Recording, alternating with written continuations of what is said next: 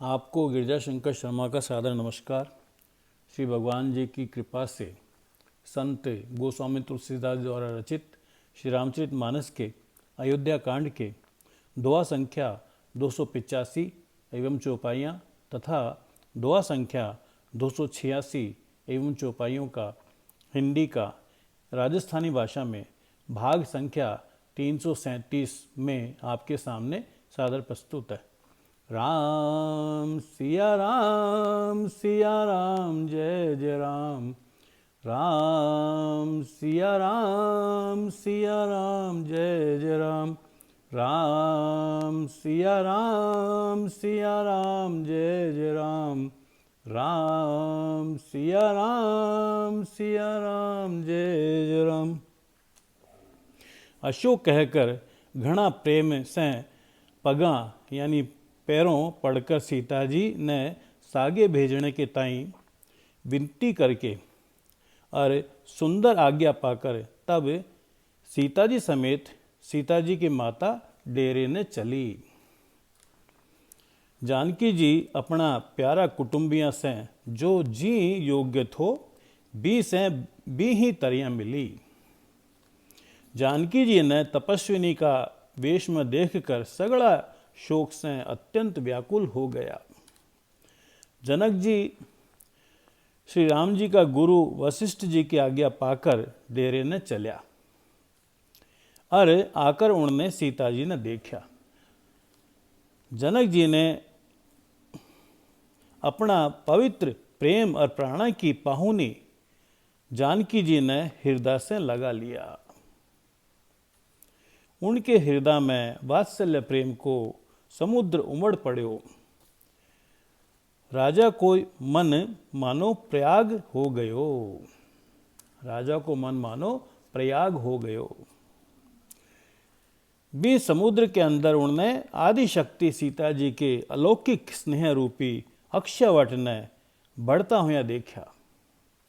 भी सीता जी का प्रेम रूपी वट माले यानी वट पर श्री राम जी को प्रेम रूपी टावर यानी बालक बाल रूपधारी भगवान सुशोभित हो रहे है।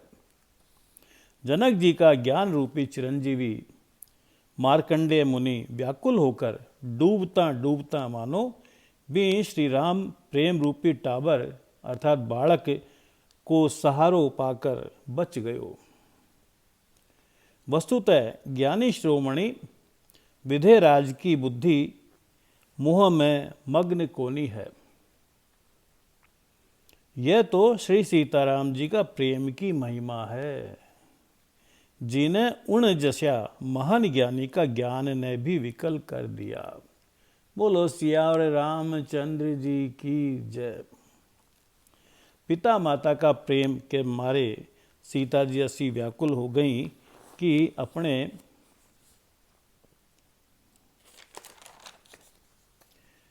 न संभाल न सकी, परंतु परम धैर्यवती पृथ्वी की कन्या सीता ने समय और सुंदर धर्म को विचार कर धैर्य धारण कियो। सीता जी ने तपस्विनी वेश में देखकर जनक जी ने विशेष प्रेम और संतोष हुयो। उनने कहो, बेटी तूने दोनों कुल पवित्र कर दिया। बेटी तूने दोनों कुल पवित्र कर दिया। थारा निर्मल जस से सगड़ो जगत उज्जवल हो रहो है। अहिया सब कोई कहवे हैं। थारी कीर्ति नदी देव नदी गंगा जी ने भी जीत कर जो एक ही ब्रह्मांड में बहवे है, करोड़ों ब्रह्मांडों में बह चली है। गंगा जी ने पृथ्वी माड़े यानी पृथ्वी पर 3 ही ठोर यानी 3 ही स्थान हरिद्वार, प्रयागराज और गंगा सागर ने बड़ा तीर्थ बनाया है। पण थारी ई कीर्ति नदी ने तो अनेकों संत समाज रूपी तीर्थ स्थान बना दिया है। बोलो सियावर रामचंद्र जी की जय। पिता जनक जी ने तो स्नेह से साची सोवणी वाणी कही, परंतु अपनी बड़ाई सुनकर सीता जी मानो संकोच में समा गई। पिता माता ने भी ने ओजू हृदय से लगा लिया और हित भरी सोवणी सीख और आशीष दी। सीता जी कुछ कहवे कोनी है, परंतु मन में